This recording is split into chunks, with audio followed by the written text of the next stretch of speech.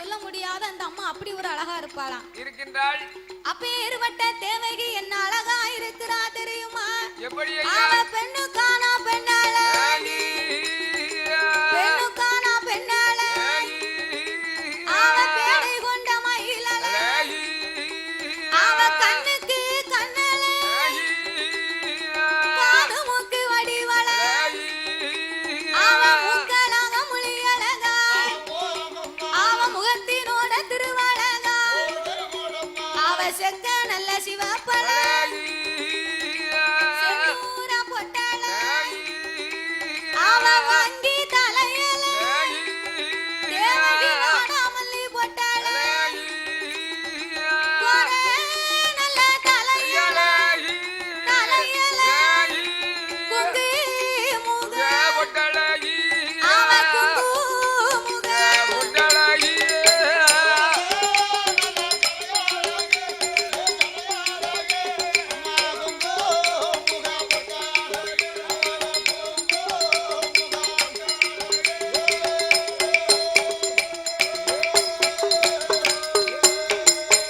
பெண்ணுக்கு பெண்ணழகி, பேடை கொண்ட மயிலழகி, ஆமையா கண்ணுக்கு கண்ணழகி, அவள் காது மூக்கு வடிவழகி, அழகி, அவள் மூக்கழகும் மொழியழகும் முகத்தின் திருவழகும், திருவழகும், முன்னழகை கண்டவர்கள் மோகம் கொள்வார் ஆயிரம் பேர், ஆமையா பின்னழகை கண்டவர்கள் அவரை பின்தொடர்வார் ஆயிரம் பேர். 1000 பேர்கள். பேர்வட்ட பேர் அழகியாயிருக்கிறா அந்த கமுசந்தங்கை தேவகி. ஆமா அப்படி அழகு நிறைந்த பெண்ணாக இருக்கும் போது ஆமையா பார்த்தான் கமுசமுடி ராஜமன்னா, என்ன சொல்கிறார்? நம்ம தங்கச்சி மூத்தவதான் பூத கணத்தோடு பிறந்தா, ஆமா மூத்தவா பூத கணத்தோடு பிறந்தா, நம்ம அவளை பெண்ணு கேட்டு யாரும் அரண்மனைக்கு வர மாட்டாங்க. அவ்வளவு பெரிய உருவமா இருந்தா யாரு பெண் கேட்டு வருவா? அவளை கட்டி கொடுக்கவும் முடியாது, கட்டி கொடுக்க யாரும் பெண்ணு கேட்டு வரவும் மாட்டாங்க. வர மாட்டாங்க. ஆகையினால சரி இப்பேற்பட்ட ஆ, தேவகியாகப்பட்டவ அவள்ல இருந்து இவ ஒரு மடங்கு கூட அழகா இருக்கிறா. இருக்கின்றாள். இப்பேற்பட்ட அழகு நிறைந்த பெண்ணாகப்பட்ட அந்த தேவகியாகப்பட்டவளுக்கு ஆமையா இவளுக்காவது ஒரு கல்யாணம் முடிச்சு ஆமா கண்குளிர நம்ம பார்க்கணும் பார்க்கணும் அப்படின்னு சொல்லி சரி கமுசமுடி ராஜமன்னனாகப்பட்டவன் என்னய்யா அரண்மனையிலே மந்திரியை வரவழைத்தான். வரவழைத்தார். எப்பா மந்திரி, என்ன அனைவரும் இங்க வாங்க. வந்துட்டோம். என் தங்கச்சி மூத்தவாதான் பூத கணத்தோடு பிறந்தா, சரி அவ இருக்க அழகுக்கு பெண்ணு கேட்டு வரமாட்டாங்க, அவளை கட்டி கொடுக்கவும் முடியாது. முடியாது. ஆனா இரண்டாவது தங்கையாகப்பட்ட தேவகி அவள்ல இருந்து இவ பேர் அழகியா இருக்கிறா ஆமா பேரழகியா இருக்கா அப்படின்னு சொல்லி சரி மூத்தவா இருக்காளே பூதகி ஆமா ஊருக்கு அப்பால் ஒரு கல்லறையை கட்டி சரி அந்த கல்லறைக்குள்ள குமரி மடம்னு பேர் வச்சு ஆமா பூதகி அங்க கொண்டு அடைச்சு வச்சான். சரி தங்கையே பூதகி, அம்மா அன்னை என்னைக்கு நான் ஆபத்துன்னு உன்னை அழைக்கிறேனோ அன்னைக்கு மட்டும் நீ வந்தா போதும். அப்ப மாத்திரம் வந்தா போதும். அதுக்கு முன்னால என் அரண்மனை பக்கம் நீ வந்துடக்கூடாது கிட்ட வந்துடக்கூடாது அப்படின்னு பூதகியை ஊருக்கு அப்பாலே குமரி மடத்திலே கல்லறைக்குள்ளே கட்டி வைக்க சரி தங்கையாகப்பட்ட தேவகிக்கு திருமணம் முடிக்க வேணும் என்று ஆமையா அப்பா மந்திரிமார்களே என்ன நாட்டுக்குள்ள இருக்கக்கூடிய 4 ஓவியரை கொண்டு வாங்க. கொண்டு வாங்க. 4 ஓவியரை வரவழைத்தார்கள். சரி அப்பா ஓவியர்களே, ஐயா என் தங்கையாகப்பட்ட தேவகிக்கு மாப்பிள்ளை பார்த்து திருமணம் முடிக்கணும். சரி கல்யாணம் முடிக்கணும்னா என்ன வேணும்? என்ன வேணும்? கல்யாணம் முடிக்கணும் முதல்ல நல்ல அழகான பொண்ணு வேணும். அழகான பொண்ணு வேணுமா? ஆமா. அப்படியா? அது நாங்க தெரியாமல இருக்கோம். ஏன் ஆச்சி உனக்கு பிடிக்கலையோ? இல்ல எனக்கு சொல்லதாயி. பிறகு நமக்கு காலம் கடந்து போச்சு, நமக்கு இன்னும் கல்யாணம் பண்ணாத நாடு வச்சுக்குமா என்னாச்சு? அதானே என்ன சொன்னாச்சு சொன்னாச்சு கல்யாணம் முடிக்கணும்னு சொன்னா எனக்குன்னு கேட்டா நான் சொல்லிருப்பேன், எனக்கு கல்யாணம் வேண்டாம் தாயின்னு இருப்பேன். நீ தானே அழகான பொண்ணு வேணும்னு. கல்யாணம் முடிக்கணும்னா அழகான பொண்ணு வேணும். உனக்கு வேற தங்கச்சி இருந்தா நமக்கு இன்னொரு கல்யாணம் பண்ணி தருமா? நீ இது சும்மா இரு கணேசா. கெட்டி கொடுத்ததுக்கு இன்னும் விட தெரியலப்பா, உனக்கு இன்னொரு கல்யாணம் வேறயா? சும்மா இரு கணேசா. யாருக்குமே கிழக்கு மேற்கு அலையுது. கிழக்கு மேற்கு பைக்கு தூக்கிட்டு மேற்கு கிழக்கு அலைதாரு, எங்க போறாரே தெரியல. அதுக்கு சொல்லல, மூத்த அக்கால கட்டி கொடுத்திருக்காரு. இன்னும் இளைய தங்கச்சி இருந்தா நம்ம கட்டி தருமான்னு கேட்டேன், வேற ஒண்ணும் இல்ல. ரைட், அதுக்கு என்ன உம்மா உழைப்புக்கு அதுக்கு நம்ம கட்டி கொடுத்தா குறைஞ்சு போகுது. அது வேற ஒண்ணும் இல்ல. சரி ஆச்சி அடிக்கடி பத்தல, அவ அடிக்கடி காங்காமத்தான் இன்னொன்னு கேட்காரு. அவன் 2 பேரும்னா அவகிட்ட 2 மாத்தி மாத்தி அடிப்பாங்கல்ல. அந்த பக்கம் ஒரு அடி, இந்த பக்கம் ஒரு அடி. நீ நல்லா வாங்க. கல்யாணம் முடிக்கணும்னு சொன்னா சரி முதலாவது மாப்பிள்ளையுடைய போட்டாவையும் பொண்ணுடைய போட்டாவையும் கொடுத்து, மாப்பிள்ளைக்கு பிடிச்சிருக்கா பெண்ணுக்கு பிடிச்சிருக்கா அப்படின்னு போட்டாவை கொண்டு போய் தான் இன்னைக்கு கல்யாணம் எல்லாம் முடிச்சுக்கிட்டு இருக்காங்க. போட்டோ எடுக்கணும்னு சொன்னா தான் நம்ம 3 வீடியோ காரங்க இருக்காங்கல்ல, அந்த காலம் இந்த போட்டா கிடையாது பாரு, இது இல்லையோ? ஓவியமாகத்தான் அன்னைக்கு வரைவாங்களாம். ஆமா 4 ஓவியரை வரவழைத்து சரி. மாளிகை வாசலில ஒரு வெள்ளை திரையை கட்டினான். ஆஹா மாளிகை வாசலிலே ஒரு வெள்ளை திரையை கட்டி சரி கமசந்தங்கை தேவகி அரண்மனைக்கு உள்ள விட்டான். சரி. ஓவியரை மாளிகை வாசலிலே வெளியே விட்டான். சரிதான். அப்பா ஓவியரே, என்ன? இதோ தெரிகிறதே என் தங்கையின் நிழல். ஆமா நிழல் தான் தெரியுது. இந்த திரையில என் தங்கையினுடைய நிழல் தெரியுது பாருங்க. ஆமா அத பார்த்து தான் நீங்க 4 பேர் என் தங்கையினுடைய ஓவியத்தை வரைந்து கொடுக்கணும். ஐயா கம்சராஜா, என்ன கொஞ்சம் திரையை நீக்குங்களேன். நேரடியா பார்த்து வரைஞ்சோம்னா நல்லா இருக்கும். நேரடியா பார்த்தேன்னு சொன்னா உன் கண்ணு ரெண்டையும் நான் நோண்டி போடுவேன் நோண்டி. அது வேறயா? அப்பவும் நீ திரைய நேரா பார்க்க கூட கடைக்கண்ணால் பார்த்து தான் நீ இந்த ஓவியத்தை வரையணும். ஆமா உங்களுக்கு திறமை எப்படி இருக்கோ அது மாதிரி. அப்படின்னு சொல்லி 4 ஓவியரை வரவழைத்தான். ஓவிய போட்டாவை வரைந்து சரி இந்தாங்க மன்னா உங்கள் தங்கையை தேவகியின் ஓவிய வரைபடம் அப்படின்னு 4 ஓவியத்தை வரைந்து 4 மந்திரிமார்களை கூப்பிட்டான். சரி அப்பா மந்திரிமார்களே, என்ன பண்ண? இந்தா பிடிங்க 4 ஓவியத்தையும். சரி 4 பேருக்கும் 4 ஆணையை கொடுத்தான். சரிதான். 4 ஆணையை சுமக்கக்கூடிய பொன் பொருளை கொடுத்தான். அடே மந்திரி, இன்னும் என்ன 8 நாளைக்குள்ள சரி என் தங்கையாகப்பட்ட தேவகி என்ன ஒரு அழகா இருக்கிறாளோ அவ அழகுக்கு இணங்க ஒரு அழகான மாப்பிள்ளைய கொண்டு வந்து நீங்க அரண்மனையில விட்டுறணும். கொண்டு வரணும். 8 நாளைக்குள்ள மாப்பிள்ளை மட்டும் வரல உங்க 4 பேரையும் நான் சும்மா விட மாட்டேன். பொடி மனுஷனா இருக்க கூடாது. ஏ மந்திரி இங்க பாரு, மாப்பிள்ளை பாக்கனா சும்மா சாதாரணமா பார்க்க கூடாது. எப்படி பார்க்கணும்? ரொம்ப வளர்ந்த மாப்பிள்ளையும் ஆகாது. நெட்ட மாப்பிள்ளையும் ஆகாது. பணமரம் மாதிரி இருக்க கூடாது. சரி. ரொம்ப குட்டையான மாப்பிள்ளையும் ஆகாது. அதுவும் நல்லா இருக்காது. சரி. ரொம்ப தடியும் இல்ல, ரொம்ப பொடியும் இல்ல, கிடையாது. கருப்பும் ஆவாது சிவப்பும் ஆவாது. என்ன மாதிரி சிவப்பா இருக்கணும். நீ என்ன அழகா இருக்க. ஒரு இடத்துல கூட தழும்பு இல்லாத இடம் பாய் கிடையாது. பூரா தண்ணியை போட்டு வண்டியில விழுந்து கறி எடுத்தாலும் காக்குலதான் சேரும். அந்த மூஞ்ச பாருங்க, எத்தனை வாட்டி அந்த மூஞ்சில அடிபடுது. இதெல்லாம் வீர தளிம்பையா. ஆமா தளிம்பெல்லாம் வாங்கன்னு சொன்னா உம மாதிரி உள்ள ஆளுங்க தளிம்பு வாங்க முடியாது. என்ன மாதிரி உள்ளவன் குப்புற விழுந்தவன் தான் தளிம்பு வாங்கலாம்.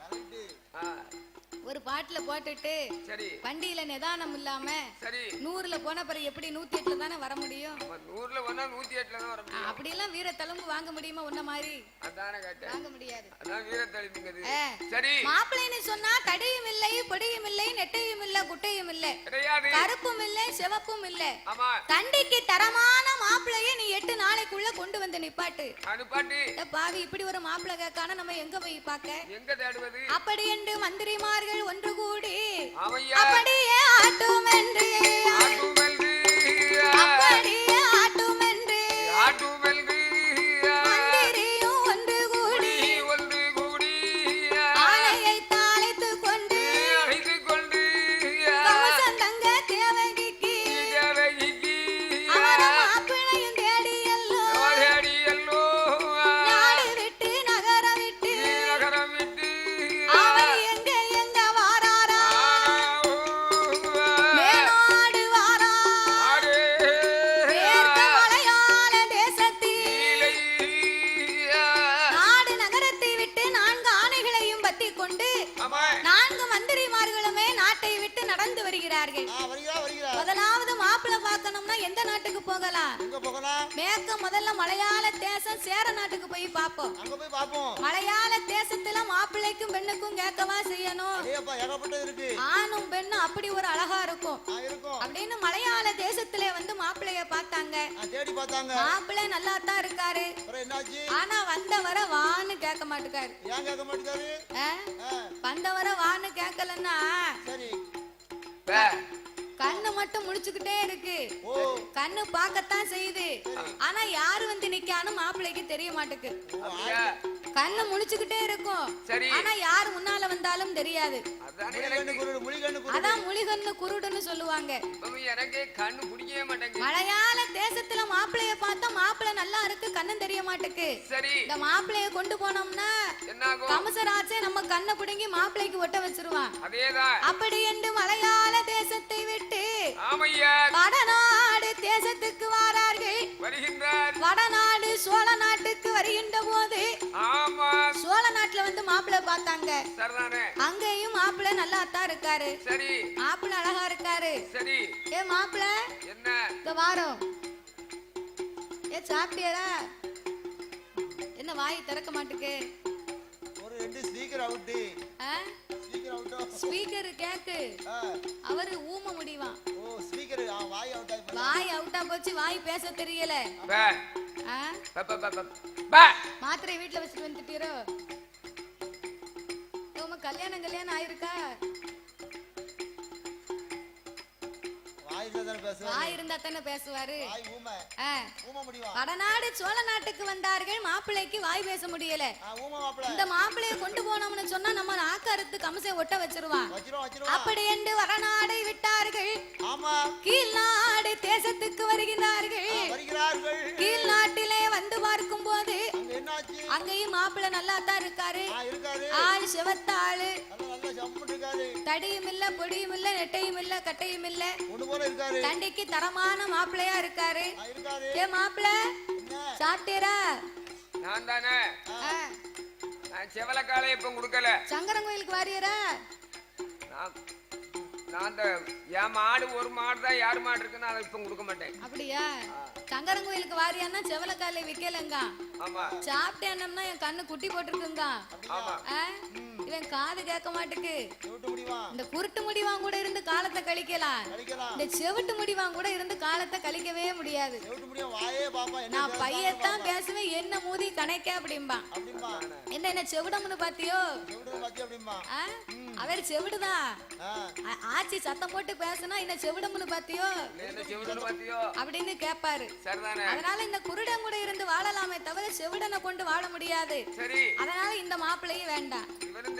அப்படி என்று கீழ்நாடை விட்டு பாண்டிய நாடாகப்பட்ட தென்னாட்டுக்கு வருகிறார்கள். தென்னாடு யாருடைய நாடு? அது தென்னாடு வந்து அதான் நம்ம நாடு, பாண்டிய நாடு. பாண்டிய நாட்டுக்கு வந்தாச்சுன்னா கருப்பெல்லாம் கட்டி வைரம், வெள்ளை எல்லாம் வெறும் சொல்ல. தென்னாடுன்னு சொன்னா தென்னாடுடைய சிவனே போற்றின்னு சொல்லியிருக்காங்க. எதற்கு தெரியுமா? அதாவது தென்னாட்டுலதான் சிவதலம் கூடுதலாம். இப்போ விஷ்ணு தலம் வந்து 101, சிவதலம் வந்து 1008. அப்படிங்கக்கூடிய நாடானது தென்னாடுடைய சிவனே போற்றின்னு சொல்லக்கூடிய நாடு நம்ம நாடு. பாண்டி நாடு. ஆமா. அப்பேற்பட்ட தென்னாடு பாண்டிய நாடுக்கு வந்தார்கள். சரி. பாண்டிய நாட்டிலே வந்து மாப்பிள்ளைய பார்க்கும் போது அங்கே மாப்பிள்ளையும் பார்க்காரு. மாப்பிள்ளையும் பார்க்கும் போது கையும் காலும் மாப்பிள்ளைக்கு நடக்க முடியல, ஊனமா இருக்கு. கையும் காலும் நடக்க முடியலன்னா அந்த மாப்பிள்ளைய கொண்டு போய் என்ன வேலை பார்க்க முடியும்? அப்படி என்ற அந்த மாப்பிள்ளையும் வேண்டாம் என்று சொல்லி அங்கே 8 நாளா அங்கே மாப்பிள்ளையும் தேடுவாரா. அங்கே 8 நாள் மாப்பிள்ளையும் கிடைக்கலை என்று மந்திரியும் சொல்லும் போது 8 நாளாக 8 திசையிலையும் தேடி பார்த்தார்கள்.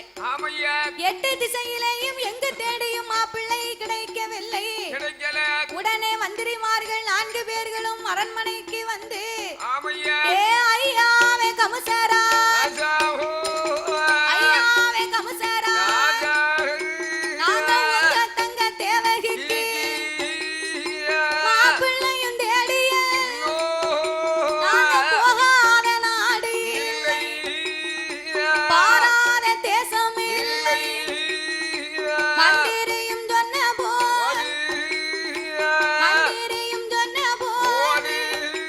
அந்த கவசம் அன்னை ஏறி சொல்வார்.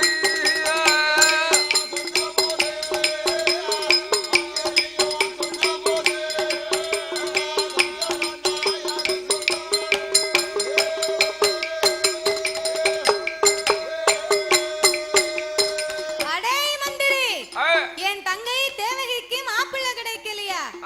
நான் மூத்தவளுக்கு தான் ஒரு கல்யாணம் பண்ண முடியலன்னு கவலைப்பட்டேன். சரி.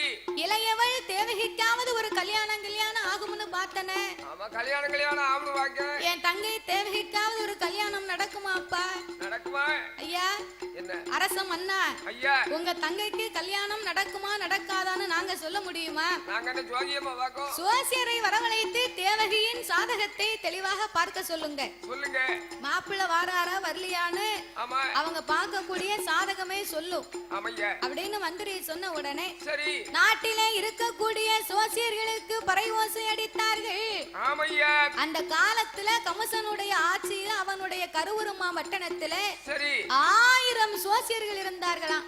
ஆஹா சோசியர்கள் சொன்னா வடநாட்டுல தான் அதிகம். ஆமா அங்கதான் அதிகம். வடநாட்டுல இருந்து தென்னாட்டுக்கு வந்தவங்க தான் இன்னைக்கு இருக்கிறாங்க. அதேதான். அப்போ கருவூர் மாவட்டத்துல இருக்கக்கூடிய 1000 சோழருக்கும் பறையோசை அடிக்க சொன்னார். ஆஹா பறையோசை அடித்த போது ஆமையா 999 சோசியர்களும் அரண்மனைக்கு வந்தார்கள். வந்தவங்க அத்தனை பேரு வரும்போதே பேசிக்கிட்டு வாரான். அவன் ஒத்து பேசுறாங்க. ஏ சுப்பையா என்ன ஏ ருக்கு என்ன வாரோம் வந்துட்டேன் வாரம் ஓய் வந்துட்டேன் ஓய். நம்ம போய் ஒரு ஆளு இருக்கு ஒரு ஆளு இல்லைன்னு நம்ம மாத்தி மாத்தி சொன்னோம்னு வைங்க.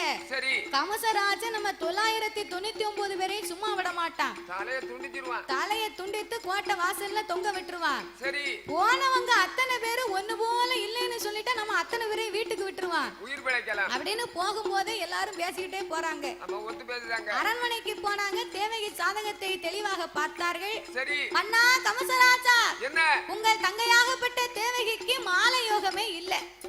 மாலையே பூக்கலியா? மாலை யோகமும் இல்ல மாப்பிள்ளையும் இல்ல. சரி அப்படின்னு வந்தவங்க அத்தனை பேரு ஒண்ணு போல இல்லன்னுட்டு வீட்டுக்கு போயிட்டான். சாதகமா இப்படி பேசும். அப்பந்தான் கமசராஜன் பார்த்தான். என்ன செய்கிறாய்? அடே மந்திரி என்ன 1000 சோசியர்னு சொன்ன 999 பேர் அரண்மனைக்கு வந்தார்கள். 1000வது சோசியர் இன்னும் அரண்மனைக்கு தாங்களே அவனை அழைத்து கொண்டு வா. உடனே அந்த ஒரு சோசியரை கூட்டி வா. அப்படி என்று சொன்னபோது ஆமையா பார்த்தான் மந்திரிமார்கள். என்ன செய்கிறாய்? 1000வது மந்திரியாகப்பட்டவர் ஆமா அந்த சோசியன் யாரு தெரியுமா? யாரு? அங்கே கமசனோட அரண்மனை. கமசனோட அரண்மனை 1000வது சோசியன் தான் காசி பாப்பான். காசி பாப்பான் கட்டுடனே வந்து வா.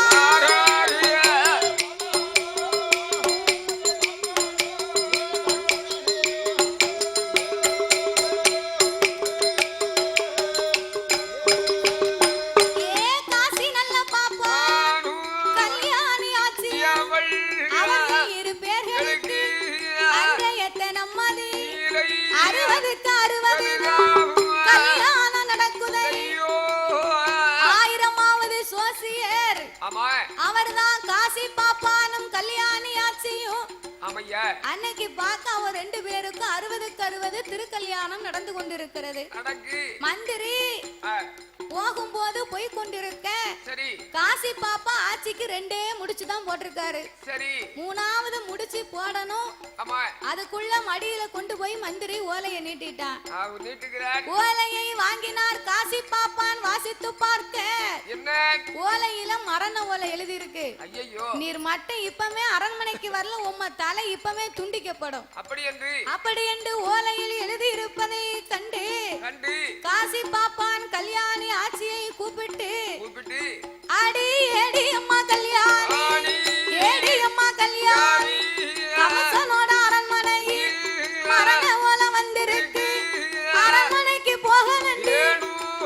ஏ அம்மா கல்யாணி கமச அரண்மனையில இருந்து எனக்கு மரண ஓலை வந்திருக்கு. நான் இப்பமே சோசியம் பார்க்க போக போறேன். ஒரு முடிச்சு போடுகணும். ஏனா நேக்கு 2 முடிச்சு போட்டேளே 3வது முடிச்சு நேக்கு யாருன்னா போடுவா? என் தம்பி போடுவான். தம்பி அப்படியா? வேற யார் போடுவா? தம்பி இருக்காரோ? ஆமா 2 முடிச்சு போட்டேளே நேக்கு 3வது முடிச்சு யாருன்னா போடுவா? அத என் தம்பி போடுவான்மல்ல. தம்பி வருவான் உனக்கு. நான் போகலன்னு சொன்னா என் தலையை வெட்டிடுவான். ஆச்சி நீ எப்படி கட்டிக்கிட்டு வந்த? ஆச்சியவா ஆச்சி வந்து கட்டிட்டு வந்தேன். 2 முடிச்சு நான் தான் போட்டேன். 1 முடிச்சு என் தம்பி தான் போட்டான். கரெக்ட். யாமனு கேட்கணும். என்ன காரணம்? அதாவது என் அவருக்கு இந்த வெக்க வேக்காடுனா பிடிக்காது. ஐயர் வேற ஓமகுண்டத்தை போட்டு வளர்த்தாரா? அவருக்கு வெக்க தாங்கலன்னா உடனே 2 முடிச்சோட எந்திரிச்சிட்டாரு. ஓடி போயிட்டாரு. அப்புறம் தம்பி வந்து 3வது முடிச்ச போட்டு அதான் தவறான வார்த்தை. அதாவது இன்னைக்கு திருமணம் நடக்கும்போது 2 முடிச்சு மாப்பிள்ளை போடுவாரு. 3வது முடிச்சு யார் போடுவா? 3வது முடிச்சு உடப்பறம் தான் போடுவா. ஓ சரி. தங்கைமார்கள் அக்காமார்கள் போடுவார்கள். போடுவாங்க போடுவாங்க. இதுதான் பழக்கம். அப்படியா? நான் சொல்லிட்டேன், தவறா சொல்லிட்டேன். சரி, நான் கூட என்ன நீ சொன்னது வாஸ்தவமோ நினைச்சு போனேன். அப்படியா? சரி. ஏட்டி கல்யாணி என்ன ஐயரே ஆத்துல போறாரா? சரி. ஆச்சியன் குடும்பி போகுதுன்னு வருத்தப்பட்டாளா? இன்னைக்கு பாருங்க. அதாவது என்னய்யா? நம்ம வீட்டுல யாராவது இறந்து போயிட்டாங்க அப்படின்னா சரி, அந்த ஈமக்கிரிய சடங்கு எல்லாமே நம்ம பெத்த புள்ளதான் செய்யும். அவர்தான் செய்வாங்க. ஆனா அக்ரஹாரத்துல வந்து அப்படி கிடையாது. என்னைவாங்க? அக்ரஹாரத்துல ஆச்சி தான் எல்லாமே செய்யணுமா? என்ன? ஆச்சிக்கு தான் முட்டை அடிப்பாங்க, ஆச்சியத்தான் முக்குல வைப்பாங்க. நம்ம வீட்டுல நம்ம புள்ளைய கடமை செய்யும். ஆனா அக்ரஹாரத்துல வந்து ஆச்சிக்கு தான் அந்த அம்மாவுக்கு தான் எல்லாமே செய்வாங்க. அதுக்கு தான் இந்த ஆச்சி சொன்னா, ஐயரே ஆத்துல போறாரு, ஆச்சிய குடும்பி போதேன்னு வருத்தப்பட்டு இருந்தாலாம். அவனை முடிய கொடுக்க வேண்டி இருக்கே அப்படின்னு கவலைப்படுவாளாம். பெரிய குந்தலா இருந்தாலும் சரிதான், வெட்டிட வேண்டியதான். ஆமா, உடனே உடனே இழுத்துருவாங்க. சரி, அப்போ அத மாதிரி அடியே கல்யாணி, நான் இப்பவே கமசனுடைய அரண்மனைக்கு போக போறேன்டி. சரி, என்ன 8 நாளைக்குள்ள நான் திரும்பி வரலையானா ஏடி அம்மா கல்யாணி, வெள்ள உடுத்திக்கம்மா, வீட்டுக்குள்ள இருந்துக்கம்மா, காலிய கலத்திக்கம்மா, தலையில் மொட்டை அடிச்சுக்கம்மா, முக்காடு போட்டுக்கம்மா, முக்காடு போட்டுக்கம்மா, தாய மூளையவும் காத்துக்கம்மா.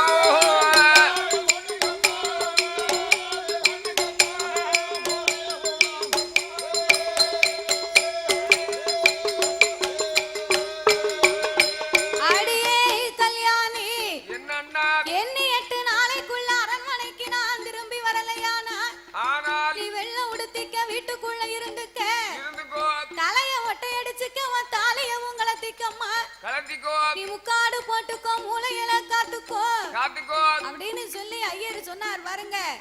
ஆச்சு கண்ணீரை தாரதாரையா வடிக்கா. ஏன்னா எப்படி பேசாதங்க, நீங்க போயிட்டு என்ன நான் இருக்க முடியுமா?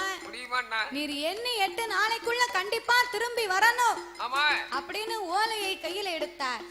சாதக ஓலையை கையிலே கொடுத்து ஆட்சியாகப்பட்டவள் ஐயருக்கு ஆட்சி தேச்சி ஆறுதலை சொல்லி, உங்க ஜோசியம் பொய்யானால் வருகின்ற சந்திரனும் பொய், இரவிலே உதிக்கின்ற சந்திரனும் பொய், கிராணமும் பொய், அதாவது நாட்டில் என்னென்ன இருக்கா, சூரியன் உதிப்பது பொய்யானால் நீங்கள் சோசியம் சொல்லுவது பொய்யாகும்.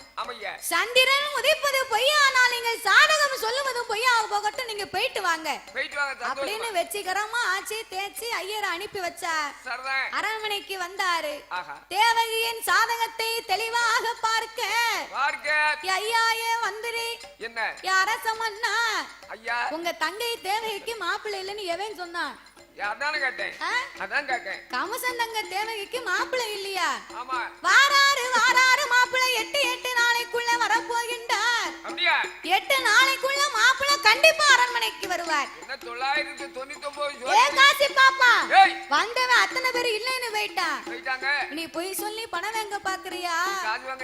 பிடிச்சு அடங்கடா இவனை கல்லறையில. உண்மையை சொன்ன உத்தமரை கல்லறைக்குள்ள பிடித்தடைத்தான். கல்லறைன்னு சொன்னா கல்லறைக்குள்ள விஷச்செண்டுகள் எல்லாம் இருக்கும். பாம்பு, பச்சி, தேளு, நட்டுவக்காளி, பூரா, இப்படியாகப்பட்ட விஷச்செண்டுகள் எல்லாம் கல்லறைக்குள்ள இருக்கும். குமரி மூட்டை கொஞ்சி குலாவும், கிளவி மூட்டை கிண்டி கிளாவும். ஆமா, அதே மாதிரி தேள்கள், பூராங்கள், பெரிய பெரிய நாகங்கள் எல்லாம் தங்கி இருக்கக்கூடியது கல்லறை. அப்பேற்பட்ட கல்லறைக்குள்ளே காசி பாப்பானை பிடித்தடைத்தா. சரி, உண்மையை சொன்னவரை ஒத்துக்கொள்ளாமல் ஒருவன் சொன்னது பொய்யாகி போச்சு. சரி, 999 பேர் சொன்னதும் உண்மையாகி போச்சு. அப்ப வந்து ஒரு வார்த்தையை அதிகமா யார் சொல்லுகிறாங்களோ அதுதான் நம்பப்படும். ஒரே ஒரு ஆளு சொன்னா அந்த உண்மை யாருமே ஒத்துக்கிட மாட்டாங்க. இது உலகறிந்த உண்மை. ஒரு கை தட்டினா ஓசை வராது, பல கை தட்டினா தான் ஓசை வரும். அந்த நடப்பின்படி கமசராஜமாகப்பட்டவன் 999 பேர் சொன்னதுமே நம்பினான். இந்த ஒரே ஒரு ஆள் உண்மையை சொன்னார், அவரை நம்பவில்லை.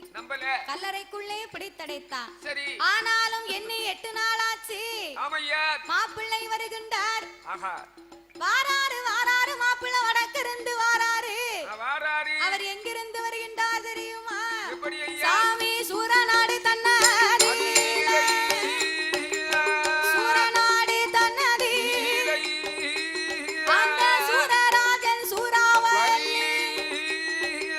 அவர்கள் 2 பேர்களுக்கு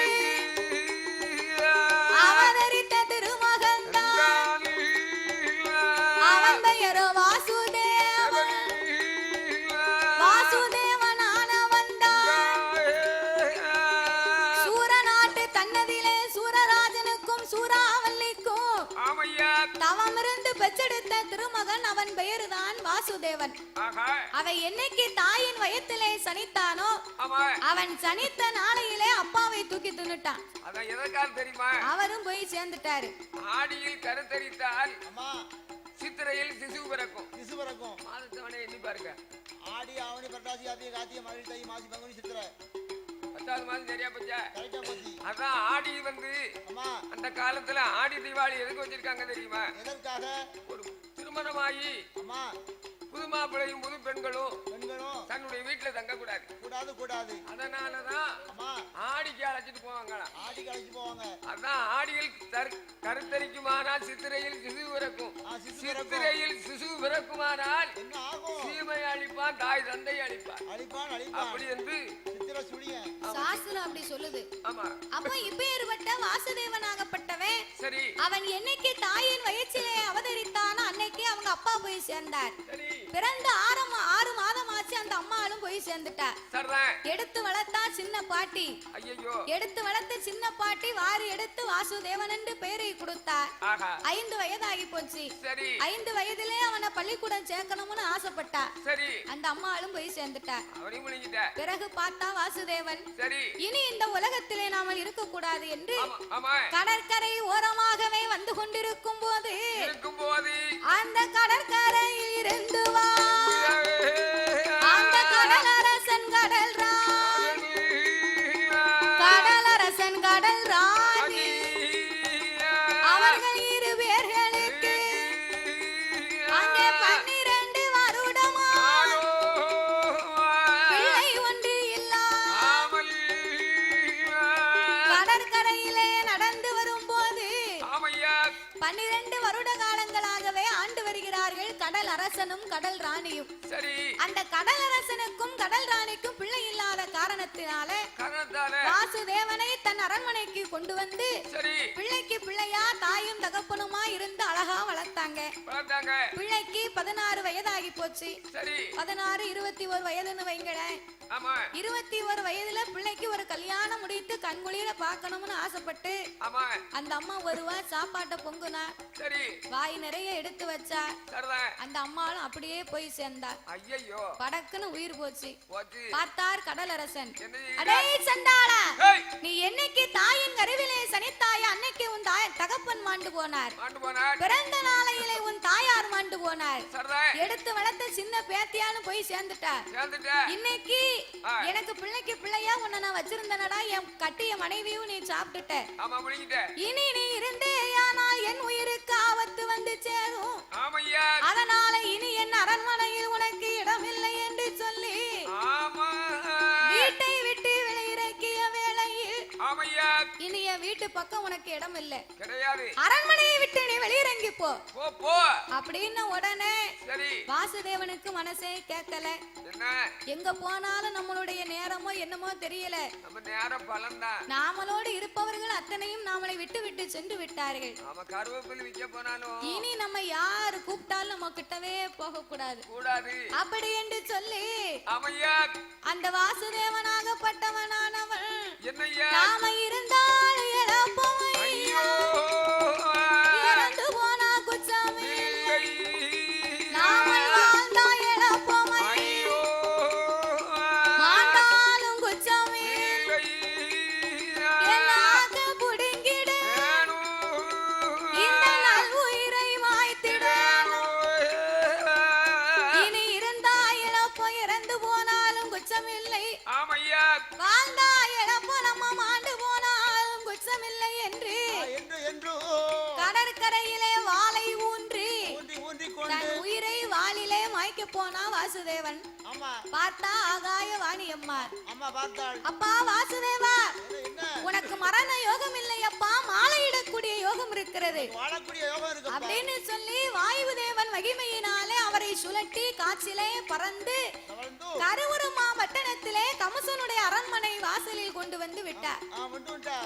அரண்மனை வாசலுக்கு வந்து விட்ட உடனே மந்திரியாகப்பட்டவன் கம்சராஜனை அழைத்து சொல்ல கம்சராஜன் அரண்மனையை விட்டு வெளியிறங்கி வந்து ஓடி வந்து அந்த வாசுதேவனை கண்டபோது அடேங்கப்பா, மாப்பிள்ளை சூரிய பிரகாசமா சொலிக்காரு. அப்பேர்பட்ட அழகு மாப்பிள்ளை. ஆனா யாரோ எவரோ தெரியவில்லை.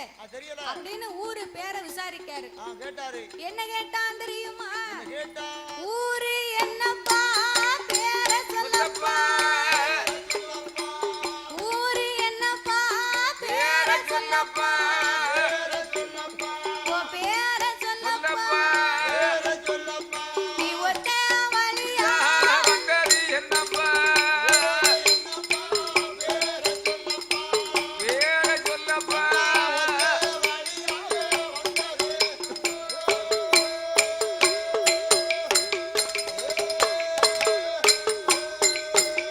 எப்பா நாடு என்னப்பா நகரம் பேர் சொல்லப்பா நகரம் பேர் சொல்லப்பா. நீ நடந்து வந்ததொரு என்னப்பா நகரம் பேர் சொல்லப்பா.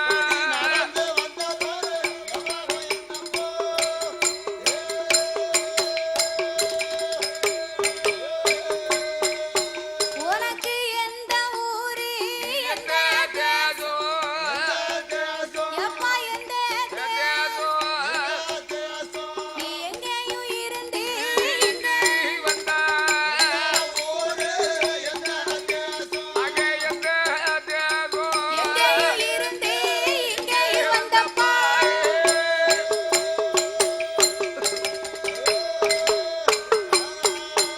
உனக்கு தாய் பேர் என்னப்பா நகரம் தகப்பன் பேர் சொல்லப்பா அப்பா பேரை சொல்லப்பா. பேரை சொல்லப்பா. நீ தன்னந்தனிமையா வந்தது என்னப்பா நகரம் பேர் சொல்லப்பா.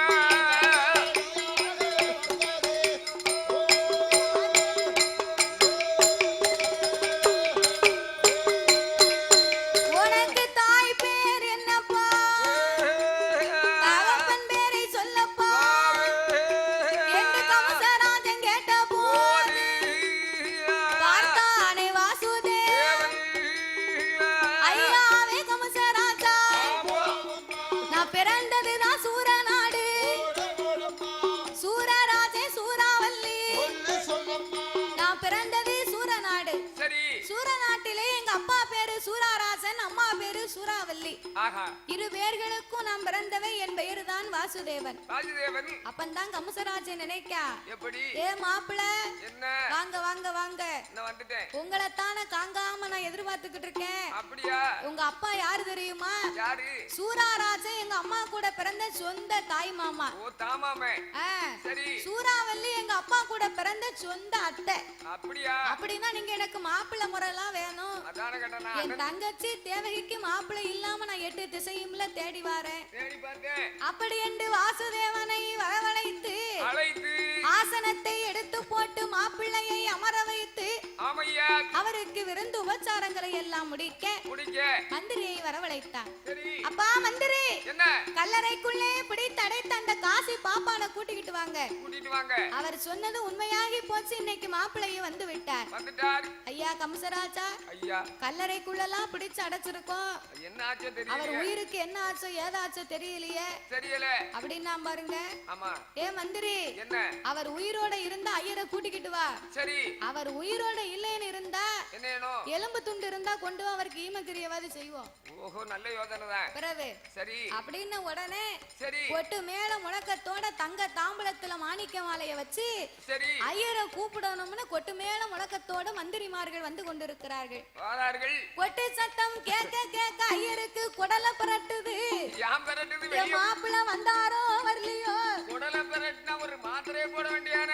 குடலை புரட்டுனா மாத்திரை வாங்கி போடவா? ஆமா அப்படி பெரட்டல, வேற என்ன இது பெறட்டுது? பயத்துல பெரட்டிக்கிட்டு இருக்கு அவருக்கு. பயத்துல பெறட்டுது. உனக்கு பெரட்டிக்கிட்டு இருக்குன்னா ஒரு 2 மாத்திரை வாங்கி போடு. சரி மாத்திரை வாங்கி போட்டு சரியா வரலன்னு வை, ஆ 2 தார் உருண்டை வாங்கி தரேன். தார் உருண்டை வாங்கி தார் உருண்டை வாங்கி தரேன், முழுங்கிரு. நாமளுங்கவா ஆ, சரி தார் உருண்டை வெளியே வரணும்னா வெளியே வரணும்னா உன்னை அடுப்புல தூக்கி வச்சோம்னா இளவீரும். ஓஹோ அப்படி சொல்றியோ? பிறகு யோசனை நல்லா தான் இருக்கு. ஆ, ஆனா மாண்டுருவேனே. மாண்டுருவியா? ஆமா. மாண்டனா பாத்துக்கலாம். பாத்துக்கலாமோ? நீ மாண்டனா மொச்ச பயிறு தான், சுண்டல் தான். சரி. புது Dress தான். புது Dress தான். ட்ரெஸ்ஸா? பேத்தியாளுக்கு நான் எழுதி வச்சிட்டு போவேன். எப்படி? அதாவது என் பேத்தியா அச்சங்குன்றத்துல இருந்து வருவா. வந்தான்னு சொன்னா நான் வர மாட்டேன். ஒரு தோசை கொடுக்க கூடாது, ஒரு மொச்சப்பயிர் கொடுக்க கூடாது, ட்ரெஸ் கிஸ் எடுத்து கொடுத்துறாத அப்படின்னு சொல்லிட்டு தான் நான் போவேன். நீ என்னைக்கு போறியோ அன்னைக்கே நான் ஆட்சியை கரெக்ட் பண்ணிடுவேன். அப்படியா? நீ வரமாட்டேன் பிரபு. நான் போன் போட்டு அவளை கரெக்ட் பண்ணிடுவேன். அப்படியா? ஆச்சி நான் சொன்னதுக்கெல்லாம் பாரு ஆமா ஆமா அம்பா. அதாவது உன்னுடைய வாயினால நான் மாண்டுருவேன்னு சொல்லுன்னு வையி, எனக்கு ஆயுள் அதிகம். இன்னும் 20 வருஷம் உன் கூட நின்று படிச்சுட்டு பேரும் புகழும் வாங்கி அது வரைக்கும் கூட யாரு வச்சிருக்கா? யாரா? நீ விரட்டினாலாம் போக மாட்டோம்ல.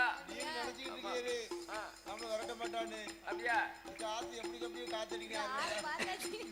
அதெல்லாம் முடியாது. ஆயுள் வரைக்கும் பேத்திய விட்டு அங்கிட்டு போக மாட்டேன். சரி, இது உனக்கு கடைசியில தெரிய போகுது. அப்படியா? தை மாசம் பிறகட்ட அன்னைக்கு தெரியும்.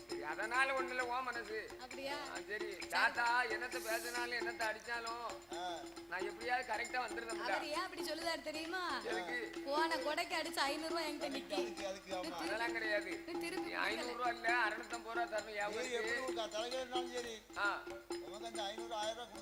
தந்தாலும் தராட்டாலும் நான் என்னமும் கேட்டனா இல்ல பேசினா கிடையாது. கொடுத்ததை வாங்கிட்டு என் பாட்டுக்கு அரம்பலாம் போனேன். அப்ப அடுத்த கோயில்ல எது சோழசேரியில வச்சு தாத்தா உமக்கு கோயிலுக்கு 500 ரூபாய் எடுத்திருந்தேன், நான் இந்த சுரண்டையில படிக்கும் போது உமக்கு சேர்த்து தாரம்னு சொன்னான். அப்ப ஒரு அன்பு இருக்குல்ல, அதனால அதாவது என்னய்யா 500 ரூபாய் என்கிட்ட நிக்க போய் நீ ஆசபாசமா நீ பேசுத. சரி, அந்த 500 ரூபாய் இல்லன்னு வைங்க, இந்த பலவாத நாய் பளிர்னு மேல விழும் பாருங்க. அப்படியா? அப்படின்னு சொல்லி சொல்லி சொல்லி நிப்பாரு. அதெல்லாம் நிக்க மாட்டேன். தந்தது போதும். சரிதானே? சரி, அதனால சிறுபாணிய பாருங்க. கல்லறையின் பக்கத்திலே வரும்போது ஐயருக்கு கொட்டு சத்தம் கேட்க கேட்க ஐயருக்கு குடலையெல்லாம் விரட்டுது. மாப்பிள்ளை வந்தாரோ வரலையோ தெரியவில்லை என்று கல்லறைய திறப்பாரா. கல்லறைய திறக்கும் போது அந்த காசி நல்ல பாப்பானுக்கு கல்லறையை திறந்தார்கள். தங்க தட்டிலே இருந்த மாணிக்க மாலையை எடுத்து கழுத்திலே போட்டார்கள். மாணிக்க மாலையை எந்த கையில எடுத்து கழுத்திலே போட்ட போது அப்பந்தான் ஐயர் நினைக்காரு, பெரிய பெரிய சிவ ஆலயத்துல விடியற் காலம் 5 மணிக்கு சிவன் பானை பொங்கல் வச்சு ஒரு செங்குடாய கொண்டு வந்து செவ்வரளி மாலை போட்டு வெட்டுவாங்க. நான் மனிதரா பிறந்ததினால ஒரு ஆலயத்துல என்று அவரோ கண்ணீரை வடித்துக் கொண்டு கண்ணீரை வடிக்க காசி நல்ல பாப்பா கமசராஜே முன்னா காசி பாப்பான்னு வாரபோ என் மன்னா கமச முடி ராஜமன்னா மாப்பிள்ளை வந்தாரா வரலையா? ஏ மாப்பிள்ளலாம் நேத்தே வந்துட்டாரியா, நீர் வருத்தப்படாதரோ அப்படின்னா நான் வீட்டுக்கு போறேன். என் மனைவி கல்யாணிக்கு எனக்கும் அவளுக்கு 60 கல்யாணம். நான் 2 முடிச்சுதான் போட்டிருக்கேன், 3வது முடிச்சு இன்னும் நான் போடல.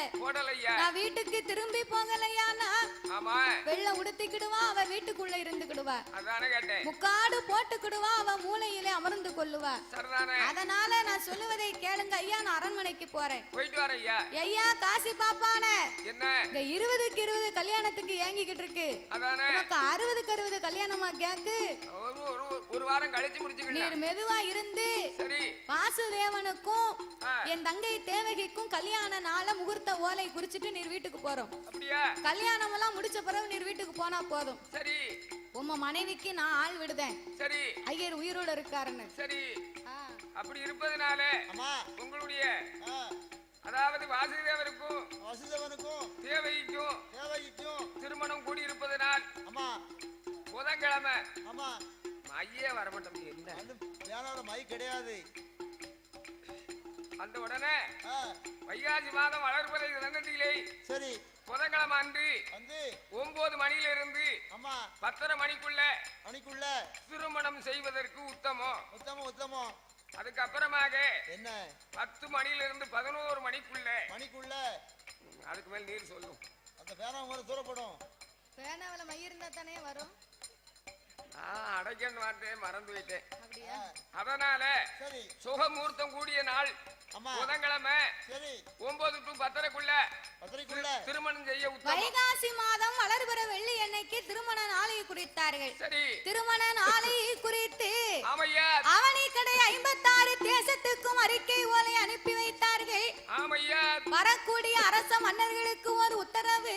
எப்படி? என் தங்கையாகப்பட்ட தேவகிக்கும் வாசுதேவனுக்கும் திருமணம் நடக்க போகுது. சரி அந்த திருமணம் அன்னைக்கு என் அரண்மனைக்கு வாரவங்களுக்கெல்லாம் ஒரு முக்கிய அறிவிப்பு. என்ன அறிவிப்பு? என்னுடைய அரண்மனையில கல்யாண வீட்டுல சாப்பாடு கிடையாது. சரி டீ கிடையாது, காபி கிடையாது, கலர் கிடையாது, வெத்தலை வாக்கு இல்ல, சுண்ணாம்பு கிடையாது. ஓ ராஜமன்னா, நீங்க ஆணையில வந்தா ஆணைக்குரிய தீனி, சரி ஒட்டகத்துல வந்தா ஒட்டகத்துக்குரிய தீனி, சரி நீங்க குதிரையில வந்தா குதிரைக்குரிய தீனி. ஆமா நீங்க என்ன சாப்பிடுவீங்களோ உங்களுக்கு என்ன சாப்பாடு வேணுமோ கொண்டு வந்துருங்க. அப்படியா? அப்படின்னு அறிக்கை ஓலை அனுப்புனா சரி இத்தனையும் கொண்டு வரலைனாலும் பரவாயில்ல. சரி வாரவங்க அத்தனை பேரும் என் தங்கை தேவகிக்கு 1000 பொற்காசு மொய் பணம் கண்டிப்பா நீங்க கொண்டு வந்துடணும். நீங்க செஞ்சா ஓட்டிருக்கிய இல்ல கல்யாணத்துக்கு மொய் செஞ்சு ஓட்டிருக்கல. ரொம்ப அவன் தான் ஒரு கல்யாணத்துக்கு போக மாட்டானே. சரிதானே? நாமெல்லாம் கல்யாண வீட்டுக்கு போவேன். 21 வயசாச்சு அப்படின்னா என்னய்யா பெத்தவா சொல்லுவா, எப்படி அவன் போற போக்கு சரியில்லை, இல்ல அவன் வீட்டுக்குள்ள போறான் வெளியே வாரான், சரி ஒரு சட்டையை போட்டுக்கிட்டுதான், சரிதான். அது வரைக்கும் டவுசர் போட்டவே இன்னைக்கு பேண்ட் போட்டுதான். ஆமா பேண்ட் பைக்குள்ள ஒரு சீப் வச்சிருக்கான், ஒரு கண்ணாடி வச்சிருக்கான். ஆமா அது போக சட்டை பைக்குள்ள ஒரு செல்போன் ஒண்ணு வச்சிருக்கான். போன் இருக்கும். எந்த நேரமும் காத்துல போனும் கையுமா சுத்திக்கிட்டு வாரான். ஆமா போன் நம்பரை பிதிக்கிட்டே இருப்பான். ஆமா அப்ப பெத்தவா சொல்லுவா, என்ன ஏலேங்க வா முருகா, என்ன இந்த மாதிரி இப்படி எல்லாம் இருக்கடா. சரி நீ அம்மா பேச கேட்க மாட்டுக்க, கேட்க மாட்டோம். ஊருக்குள்ள ஒன்ன ஒரு மாதிரி சொல்லுதாங்க. சரி நீ அவளை இவளன்னு எவளையும் கூட்டிக்கிட்டு வந்துடாத. வந்துடாதப்பா. நீ யாரு உனக்கு பிடிச்சிருக்கோ நீ சொல்லு, அம்மா நான் கெட்டி வைக்கேன்டா. கெட்டி வைக்க. உன்னை நம்பித்தான் நான் ஊருக்குள்ள அவளை மொய் செஞ்சு போட்டிருக்கேன். ஒரு வீட்டுக்கும் ஒவ்வொரு வீட்டுக்கும் 1001 நான் மொய் செஞ்சு வச்சிருக்கேன்டா. நீ எனக்கு தெரியாம எவளையும் கூட்டிக்கிட்டு வந்துடாத. வந்துடாதப்பா. நீ யாரு பிடிச்சிருக்க சொல்லு, அம்மா நான் உன்னை கெட்டி வைக்கேன்டா. கெட்டி வைக்கப்பா. உன்னை நம்பி செஞ்சு போட்டிருக்க, என்ன கை விட்டுறாத, அப்புறம் வசூல் பண்ண முடியாது. பாக்கும் போதே தெரியும் அப்படின்னு சொல்லுவா. அத மாதிரி கமசராஜை வரக்கூடியவங்க அத்தனை பேரும் 1000 பொற்காசு மொய் பணத்தோட வரணும். அப்படி யாரும் சும்மா வந்தீங்கன்னா உங்க தலையை அறுத்து கோட்டை வாசல்ல தொங்க விட்டுருவேன். அப்படி என்ற அறிக்கை ஓலை அனுப்பி 56 தேசத்துக்கும் அனுப்பினா கல்யாணம் அன்னைக்கு கல்யாணமும் முடிஞ்சு போச்சு. உள்ளூர்ல ஒரு ஆளு கூட வரல. ஏன் வரலையா? அவன் 1000 பொற்காசு கேட்டா யாரும் வருவாங்களா? வரமாட்டாங்க. உள்ளூருக்குள்ள ஒரு ஆளு கூட வரலைன்னு சொன்ன உடனே பந்தி போசன பின்னால பட்டண பிரதேசம் முன்னால இருக்கான். அதனால நம்ம வசூல் பண்ணிட்டு தான் வரணும்னு சொல்லி ஆணையை அலங்கரித்து அந்த ஆணையிலே மாப்பிள்ளையும் பெண்ணையும் அமர வைத்து பட்டண பிரதேசமா ஊருக்குள்ள வரி எல்லாம் பிரித்து கொண்டு வருகிறான். அப்ப 1000 பொற்காசுகளையும் பிரித்து கொண்டு வரும்போது வரக்கூடிய வழியிலே ஒரு அழகான மாமரம். அந்த மரம்னு சொன்னா 12 வருடத்திற்கு ஒரு முறை ஒரே மரத்துல ஒரே பூ பூத்து ஒரே பிஞ்சியாகி ஒரே காயாகி ஒரே கனியாக கனியக்கூடிய பழம். அதுக்கு பேருதான் அழகான பசியாப்பழம் மாங்கனி. அப்பேற்பட்ட மாங்கனியை கண்ட உடனே தேவகிக்கு ஆசை விடவில்லை. அண்ணா கம்சராஜா, அதோ பாரு, ஒரே மரத்தில் ஒரே பூ பூத்து ஒரே பிஞ்சியாகி ஒரே காயாகி ஒரே கனியாகவே கனிந்திருக்கு. அப்பேற்பட்ட கனி எனக்கு இப்பொழுதே வேண்டும். தங்கைக்கு இல்லாத கனி தாரணையில் யாவருக்கும் இல்லை. அம்பாள் எய்த கனியை அரண்மனைக்கு கொண்டு வந்து தங்கையாகப்பட்ட தேவகிக்கு 8 துண்டாக வெட்டி 8 பங்கையும் தேவகி கையிலே கொடுத்தான். தேவகி 7 பங்கு சாப்பிட்டா. 8வது பங்கு சாப்பிடணும், இன்னும் ஒரு பங்கு கையில மிச்சம் இருக்கு. அந்த மரத்துக்கு கீழே துருவாசக முனின்னு ஒரு முனிவர் தவம் இருந்து வந்தார். துருவாசக முனிவர்னு சொன்னா அந்த கனியை சாப்பிட்டா அவருக்கு அதுல ஒரு முக்தி மோட்சம் கிடைக்கும். அவர் தவத்தை முடித்து விட்டு கங்கைக்கு சென்று நீராடி வரணும்னு போனாரு. அவர் சென்று வருவதற்குள்ள கமசராஜன் கனியை அரண்மனைக்கு எடுத்து போக சரி உடனே துர்வாசக முனி ஞானத்தால் அறிந்து பார்த்தார். ஆமையா கமசராஜன் 8 பங்கை வெட்டி கொடுத்ததை ஞானத்தால் அறிந்தார். உடனே ஆங்கார கோபங்கள் வந்து அடே கமசராஜா, நான் தவமிருந்த கனியை உன் தங்கைக்கு நீ 8 பங்காகவே வெட்டி கொடுத்து விட்டாய். உன் தங்கை 7 பங்கை சாப்பிட்டு இருக்கிறார். அவள் சாப்பிட்ட 7 பங்கு இருக்கும். 7 பெண் குழந்தை பிறக்கும். 7 பெண் குழந்தை பிறக்குமடா. அவள் 8வது பங்கு மிச்சம் வச்சிருக்கா பாரு. அந்த 8வது பங்கையை சாப்பிட்டாலேயானா 8வது ஆண் குழந்தை பிறந்து மாலை சுத்தி மாமந்தலையா இருப்பான் என்று சாபத்தை கொடுக்க சாபத்தை கொடுத்த உடனே கமசமுடி ராஜனுக்கு ஆங்கார கோபம் வந்து வாளை உருவுவான தேவகியா முன்னால் தலையத்தானே வெட்ட போர். அவர் சாபத்தை கொடுத்த உடனே உரையிலே வைத்திருந்த வாளை உருவி தங்கச்சி வெட்ட புறம்னு நிக்கா. பார்த்தார் மந்திரி, ஏ அப்பா கமசராஜா, மனக்கோலத்தில் இப்படி பிணக்கோலம் காங்க கூடாது. அதனுடைய கொலைப்பாவம் நம்மள கூப்பிட்டு கொடுக்கும்.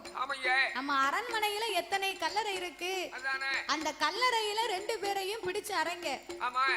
2 கல்லறைக்குள்ள தங்கையவும் மாப்பிள்ளையும் நீங்க பிரிச்சு அடைச்சு வைங்க. என்ன நடக்கணும் நம்ம பாப்போம். ஆணும் பெண்ணும் சேர்ந்தா தான் ஆண் குழந்தை பிறக்கும், பெண்ணும் ஆணும் சேர்ந்தா தானே பெண் குழந்தை பிறக்கும். 2 பேரையும் பிரிச்சு வச்சுட்டா அப்படின்னு வந்து சொன்ன உடனே அங்கே ஆட்டு வண்டி சம்மதித்து அரண்மனையில் கொண்டு வந்து கல்லறைக்குள் அடைப்பார். கல்லறைக்குள் அடைத்த போது அந்த கமசமுடி ராஜமன்னனாகப்பட்டவர் தேவகியவும் வாசுதேவனையும் கொண்டு வந்து 2 பேர்களையும் வேறு வேறு கல்லறைக்குள்ளே அடைத்து வைத்தார்கள்.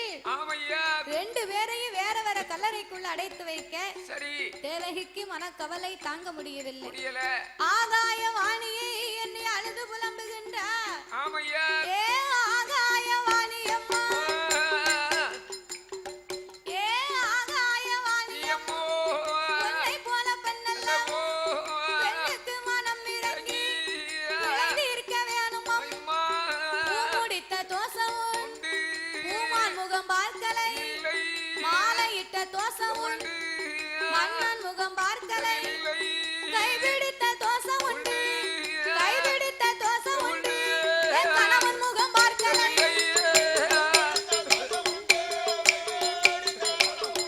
நான் கணவன் முகம் பார்க்கலை.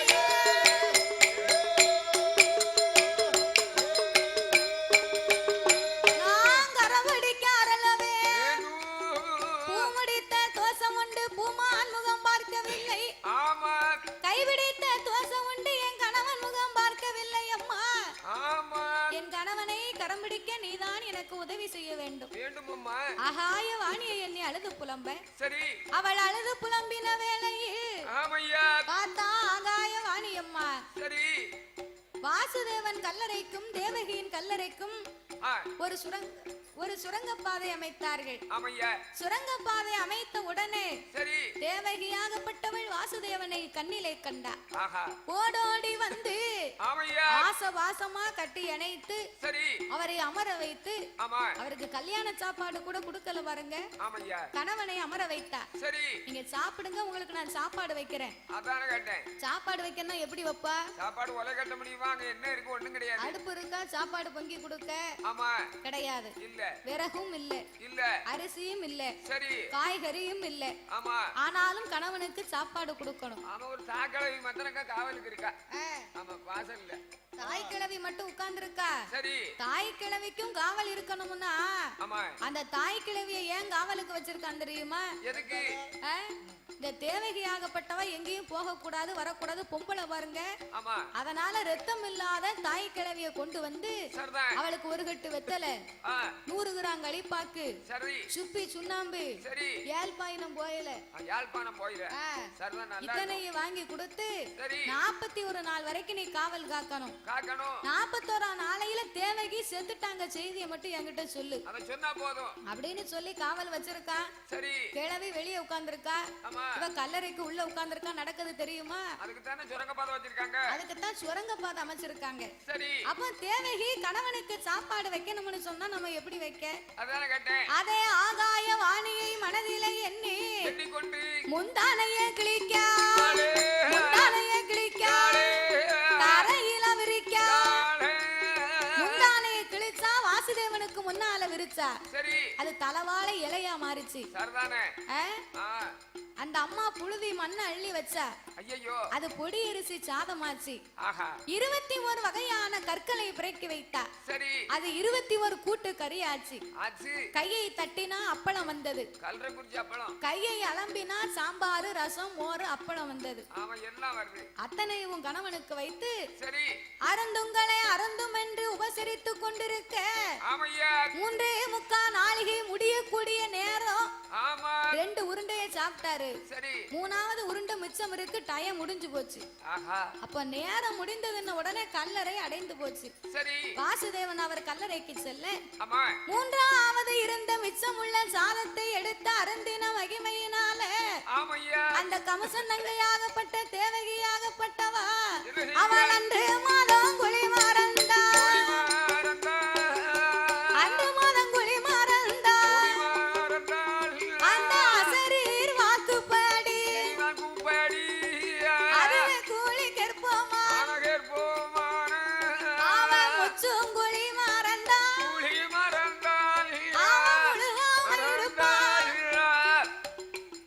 அவன் முழுகாம இருப்பாள்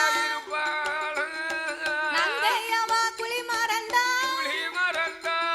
ஐயா குழி மறந்தா 40 நாள் கற்போமானா அவன் 40 நாள் கற்போமானா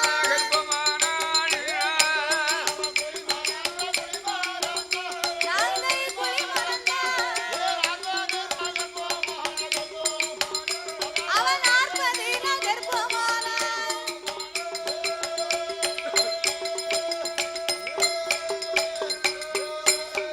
அவன் நங்கையவா குழி மறந்தா 40 நாள் கற்போமா அவள் கர்ப்பமா இருக்கும்போது அவள் 40 நாள் கர்ப்பமாகி இருக்கும்போது தாய் கிழவிய 41 நாள் தான் காவல் காக்க சொன்னா 41 நாள் ஆச்சு சரி தாய் கிழவி பார்த்தா ஆஹா கையில 41 கல்லு பிறக்கி வச்சிருந்தோம் ஆமா ஒவ்வொரு நாளும் முடியும் போது ஒவ்வொரு கல்லையும் எடுத்து அடுத்த அறைக்குள்ள போட்டோம் சரி ஆனா இன்னைக்கு ஒரு கல்லு கூட நம்ம கையில இல்ல இல்லையா அப்ப 41 நாளும் முடிந்து போச்சு முடிஞ்சு போச்சு அப்படின்னு கல்லறையை திறந்து தாய் குழவி போய் பார்க்க சரி தேவகி கைக்கு தலையை வைத்து படுத்திருந்தா ஆஹா என்ன தலைக்கு கைய வச்சு படுத்திருக்கா என்னன்னு தெரியலையா பேமாவா செத்து போயிட்டாளா அதானே கேட்டேன் அப்படின்னு கையை பிடிச்சு பார்த்தா பாருங்க என்னாச்சு கைபிடித்து பார்த்தா கிழவி கர்ப்பம் என்று அறிந்து கொண்டா ஆமையா ஐயோ ஏடி தேவகி அம்மா ஆமா என்ன மோசம் நடந்ததடி என்னிடத்திலே சொல்லண்டு சொல்ல சொன்ன போது ஏ கிழவிங்க வா என்ன இந்த மாதிரி விவரம் சரி நான் 10 மாதம் முச்சம் வச்சு ஒரு பிள்ளைய நான் வச்சு எடுக்கணும்னு சொன்னா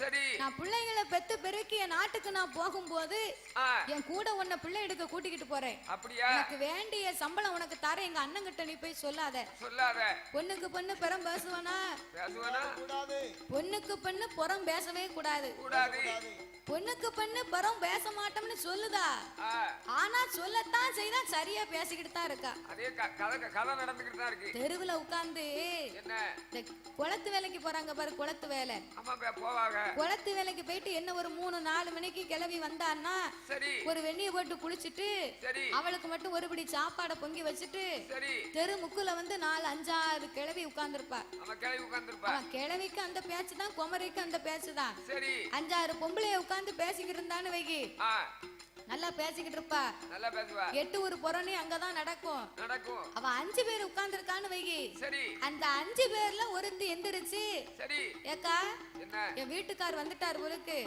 அவருக்கு சாப்பாடு வச்சு கொடுக்கலன்னா ஈயமா கதறுவாரு. ஆமா நான் போய் சாப்பாடு வச்சு கொடுத்துட்டு வரேன், நீங்க பேசிக்கிட்டு இருங்க அப்படின்னு ஒரு பொம்பளை எந்திரிச்சு போனான்னா சரி மீதி இருக்கா பாரு 4 பேரு. இவன் 4 பேரும் சேர்ந்து அவ போனவளை பத்தி இவ பேசிக்கிட்டு இருப்பா. என்ன பேசுவா? இவ வந்துட்டா பாரு இவன் புருஷனுக்கு உழைச்சு கொண்டு வந்து போட்டதை இவன் கொண்டு வைக்க, அவன் உழைப்புக்கு இவ கொண்டு போய் கொடுக்க வேண்டியதான். நேத்து 7ன்னு கேட்டா இன்னைக்கு என் புருஷம்னு சொல்லுதா. இவ சண்டைக்குள்ள நம்ம போக கூடாதுக்கா அப்படின்னு போனவளை பத்தி இவ 4 பேரும் பேசிக்கிட்டு இருப்பா. ஆமா கொஞ்ச நேரம் ஆகும். வேற அதுல ஒருத்தி எந்திரிப்பா. ஏட்டி என் பிள்ளை வந்துட்டான், அவனுக்கு ஒரு டம்ளர் காபி போட்டு கொடுத்துட்டு வரேன். நீங்க பேசிக்கிட்டுங்க, நான் இப்ப வந்துருவேன் அப்படின்னு அந்த அம்மா எந்திரிச்சு போவா. சரி மீதி இருக்கா பாரு 3 பேரு. போனவா 2 பேரையும் சேர்த்து பேசுவா. அவன் முகரைய பாத்துட்டா அவன் வந்துட்டா வருவா பேசணும்னு. எவா கூப்பிட்டா அப்படின்னு அவ 2 பேரையும் பத்தி இவ 3 பேரும் பேசிக்கிட்டு இருப்பா. கொஞ்ச நேரம் ஆகும், அதுல இன்னொருத்தி போவா.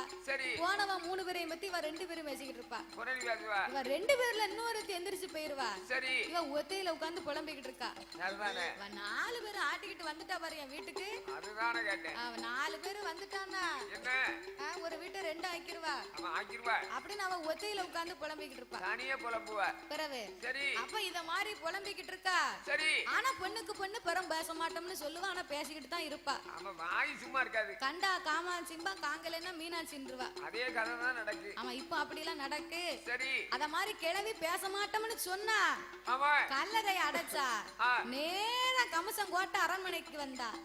கமசராசன் அரண்மனைக்கு மேலே நின்று கொண்டிருந்தா. தாய் கிழவியாகப்பட்ட வாக்கிலே நின்று கொண்டு அவள் என்ன சொல்லுகிறாள் தெரியுமா? ஏடா ஏடா கமசரா, ஏடா ஏடா கமசரா, நீ என்னுடைய வார்த்தை கேள். எப்பா வடக்க வடனா அந்த வடநாடு தன்னாதி, எப்பா மயிலு என்ற ஒரு சாதி, அது பருவ காலம் வந்துதானா ஆண்மையிலும் மேல் வரக்கும், அது பெண்மையிலும் கீழே நிற்கும். இந்த பெண்மையிலை கண்டபோ ஆண்மையில் மோகம்மா, அது பூமியில ஒழுகிடுங்க, அத பெண்மையிலும் கொத்தி தின், அது கொத்தி தின்ன முப்பதா, அது குணமுடனே முட்டை பண்ணி என்ற ஒரு சாதி, அதற்கு பருவ காலம் வந்துதான், அது சாக்கடையில் பிறலுமா, அது பிறந்த மத்த மாதத்தில் பண்ணி பல ஊட்டி போடுமா. கோழி என்ற ஒரு சாதி பருவகாலம் வந்துதான், அது குப்பையே கிளறுமா. கோழி என்ற ஒரு சாதி பருவ காலம் வந்தா குப்பையிலே சுரண்டாகும். இடுக்கிய 20ஆம் பக்கம் என எனமா முட்டையிடும்டா. அப்படி நாட்டு வளப்பம் இருந்ததை போல உன் தங்கையாகப்பட்ட தேவகியாகப்பட்டவா, தேவகியாகப்பட்டவா இன்னைக்கு 41 நாளாச்சு, 40 நாள் கர்ப்பமாகி இருக்கிறாள் என்று அந்த தாய் கிழவி சொன்ன போது கமசராஜன் இதோ இப்பவே நான் தங்கையை வெட்ட போறேன் அப்படின்னு சொல்லி அரண்மனை விட்டு கீழ் இறங்கி ஓடி வந்தான். அடே கமசராஜா, நீ இப்பொழுதே சென்று அவளை தலையறுக்க வேண்டாம். பிள்ளை பிறக்கட்டுண்டா. பிள்ளை பிறந்து பெண் பிள்ளை தானே பிறக்க போகுது. எந்த பிள்ளையா இருந்தாலும் அப்படியே ஐகி உணராம கொப்பல் கொடி எடுக்காம குளிப்பாட்டாம உங்ககிட்ட வந்து கொடுக்க. அந்த பிள்ளைய கொன்றாலும் வளர்த்தாலும் அது உன்னுடைய பொறுப்பு அப்படின்னு உடனே அப்படியே ஆட்டுமென்று கமசராஜன் சம்மதித்தார். தேவகியாகப்பட்டவள் எப்படி இருக்கிறா தெரியுமா? ஒன்று நல்ல மாதமாச்சு, ஒன்று நல்ல மாதமாச்சு, கமசன் தங்க தேவகியா 3வது மாதமாச்சு, முகங்கள் எல்லாம் வெளுத்திடுமா, 5-6 மாதமாச்சு, அங்கம் எல்லாம் தங்க நீரோ, 8 நல்ல மாதமாச்சு, திட்டு முட்டா வருகுதன்பா,